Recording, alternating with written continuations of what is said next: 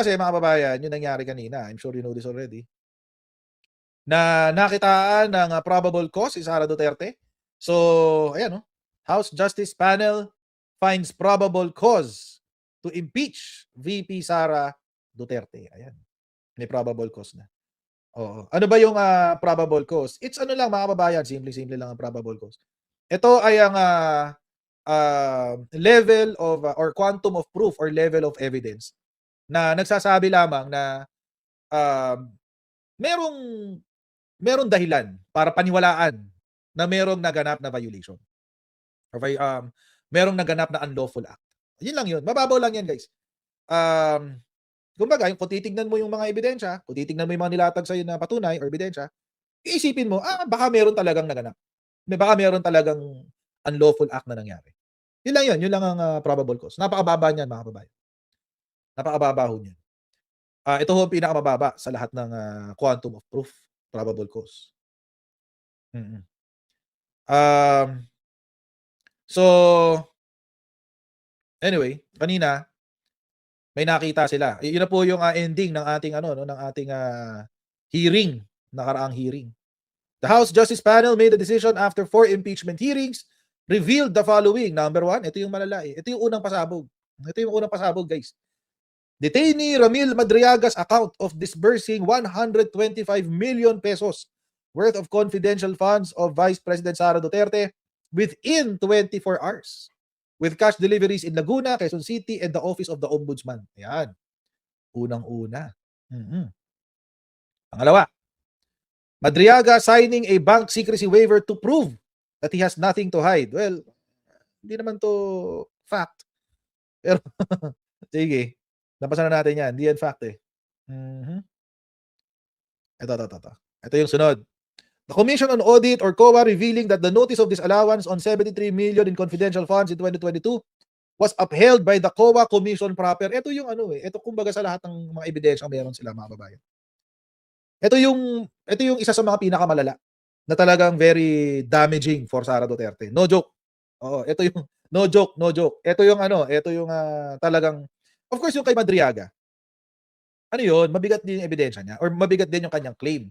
But right now, mga kababayan, it's testimonial evidence. And tulad na nabanggit natin kanina, testimonial evidence, pumapangalawa lang yan sa documentary. Itong COA is documentary evidence. Ito, medyo matibay-tibay to. Ibig sabihin, dito po sa sinabi ng COA, na meron ng final decision.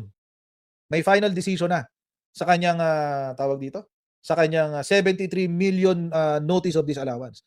Nagpapatunay po ito, mga kababayan, na mayroong maling paggamit ng budget.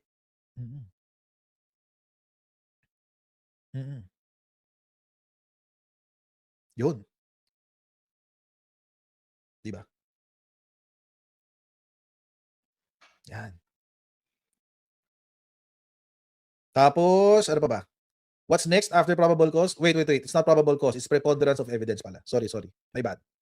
It's preponderance of evidence, and then next is reasonable evidence that has a reasonable certainty of conviction. Tapos yung pangatlo is proof beyond reasonable doubt. So sa probable cause, mga kababayan, ang ginagamit lamang dito is yung preponderance of evidence. So yun yung pinakamababa. Ayan. Going back. Ito, yung notice of disallowance. Yan. Yun. Sure yan. Sure ball yan. Sure ball yan, guys.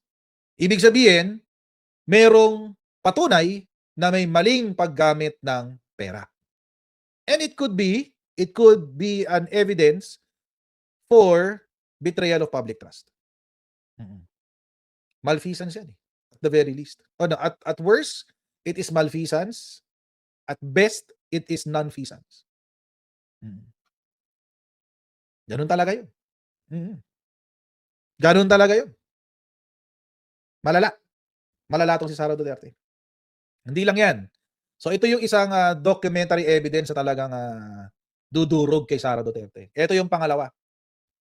Yung NBI na nagsabi, nung sila ay nagbigay ng testimonya, na ang mga signature sa mga acknowledgement receipt ni Mary Grace Piatos, Milky Seguya at nung iba pa ay matitrace mo lamang sa 7 tao.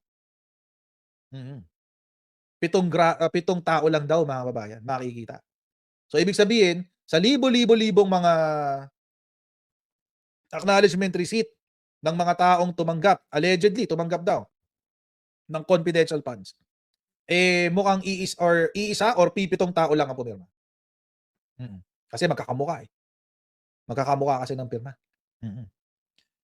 Tapos, ang isa pa na documentary evidence na dudurog kay Sara Duterte, eh yung notice of disallowance na aabot ng 375 million pesos. Bago yan. Oo. Ito ho yung bago, mga kababayan. Ngayon lang ho natin narinig ito sa COA. Alam niyo itong COA, dapat kayo lagi dapat pinapublish nyo lahat ng inyong notice of disallowance. Hindi pwedeng secret-secret. Nagugulat na lang tayo, uy, may final decision na pala ang COA. Uy, meron palang ganito. Huwag kayong ganyan, i-publish nyo. I-publish nyo yung mga resulta ng investigasyon nyo. Kaya kayo iniisipan na walang ginagawa eh. Kasi lahat kayo, sikretong gumalaw eh. Di ba? Ano ba naman yung, di ba, magpa-press con kayo. Oh, we have found Sara Duterte, whatever. Si Supreme Court nga, ganun na ang ginagawa ngayon eh. Kayo pa ba COA? Galaw-galaw kayo dyan sa COA. Of course, yung testimonya ng mga na-bribe na envelope. Oo, yung 50,000 per envelope. Si Wamil. Si Gloria Wamil yata. Sila. Tatlo sila eh. Tapos yung PSA na may nakitang na walang patunay na may nag-e-exist na Mary Grace Piatos, Milky si Kuya, Kokoy Villamin, wala rong ganun. Tapos, ito yung mga iba pang documentary evidence na talagang dudurog kay Sara Duterte. Yung hindi nagdeklara ng pera si Sara Duterte. Nasa others naman daw. Ha? Bakit nasa others? Eh, ang linaw-linaw dun sa batas ng SALN, nakasulat, kailangan naka-identify yung cash on hand. Di ba? Yung cash on hand. Tsaka yung bank.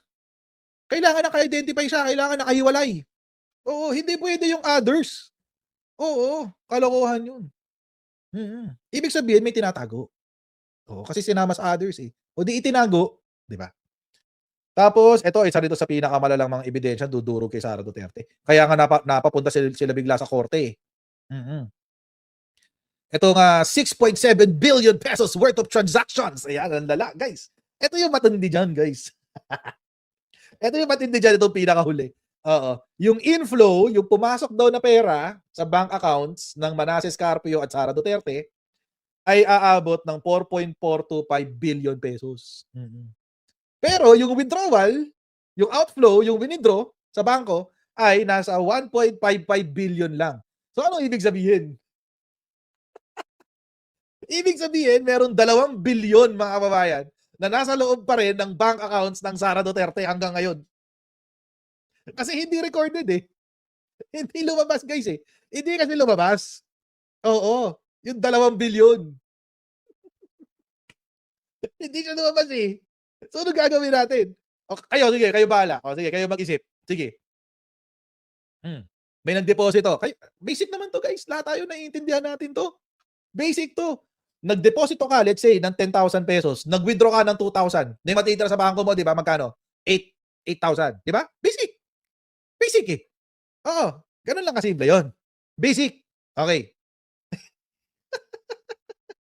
Ngayon, sa kaso ni Sara Duterte at saka ni Man Scarpio, may pumasok na 4.4 billion. May lumabas na 1.55 billion. O, magkano matitira? Lakas makasimple itong mga hayop na to. Sabi ng mga DDS. Oo, sabi ng mga DDS. Hindi, simple lang ang buhay ng mga Duterte. Blah, blah, blah, blah, blah, blah. Ha? Ha? Paano? Meron pa 2 billion dyan, girl. Ayan, 2.8 billion pa raw sabi ni Omnio Gio. May 2.8 billion pa dyan. Di ba? Ang lala. And, mga babayan na. Ito pwedeng mas malaki pa to. Bakit? Kasi ang nasa AMLAC, take note ang nasa AMLAC, ang minomonitor lang ng AMLAC, mga kababayan, ay yung lumalampas ng 500,000 pesos. Oo. Yung lumalampas lamang ng 500,000 pesos. So this could be bigger. Mm. 'Di ba?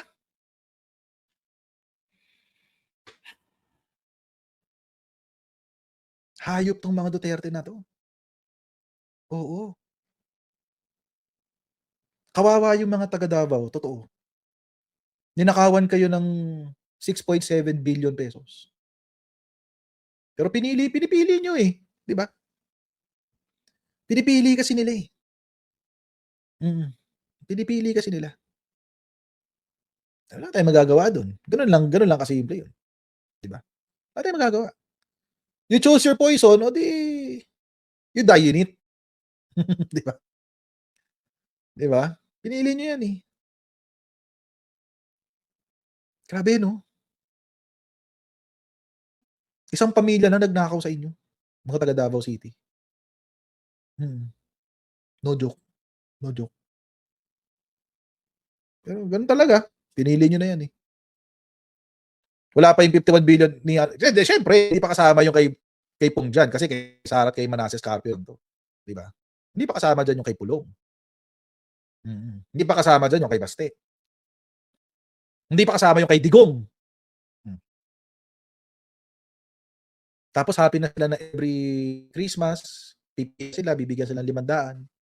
Happy na sila nun. Hmm. Pipila sila ng ilang oras, bibigyan sila ng eto, food basket, tsaka 500 o 1,000.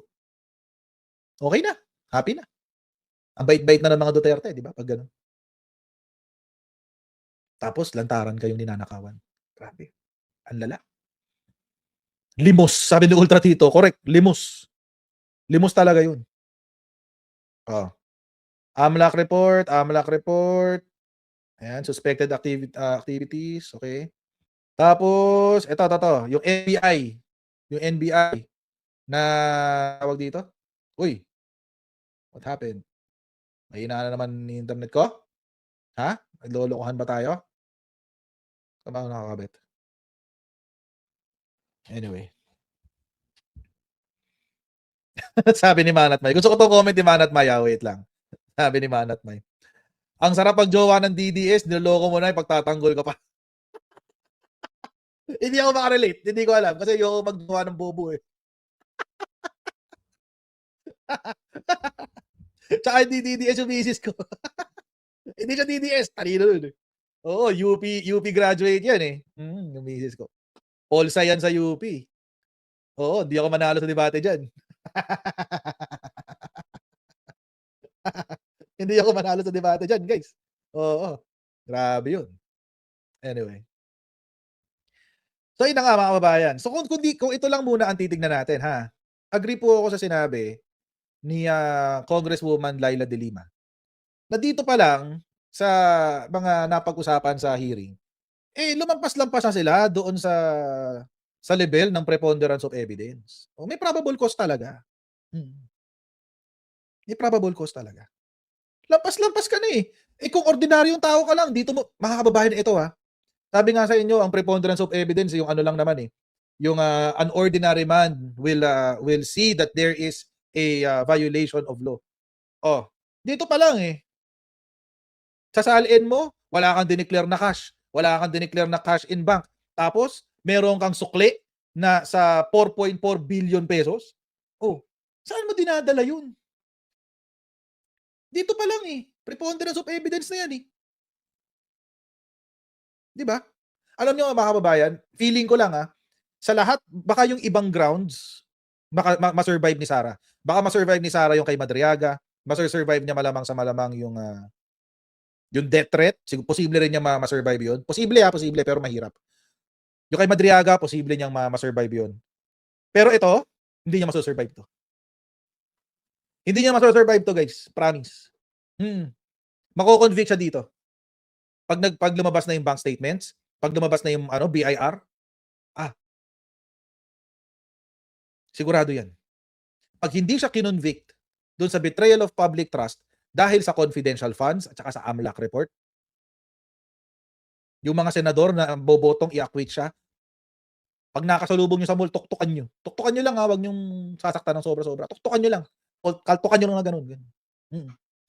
Tapos wag niyo na iboto sa 2028. Ang hirap lusutan nito, guys. Ang tinding pagsisinungaling ang gagawin mo diyan. And even if magsinungaling ka ng sobrang lala, baka hindi ka pa convincing. No joke, no joke.